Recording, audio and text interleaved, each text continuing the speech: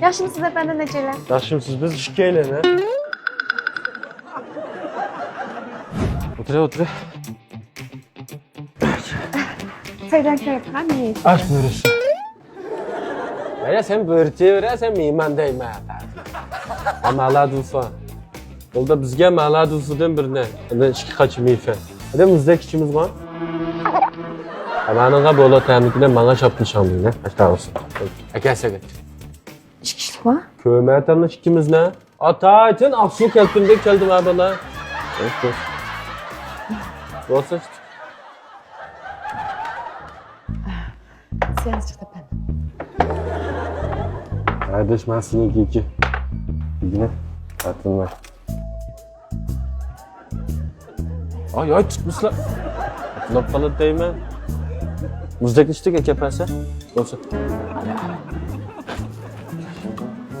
Muzdikiniz efendim. Evet. Muzdikiniz efendim.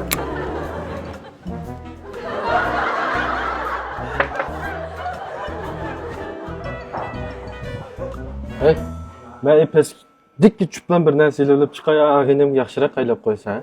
Azıl çıkamam.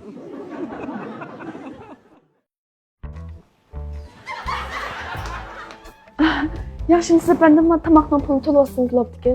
Ben talonu. Efendim? Efendim?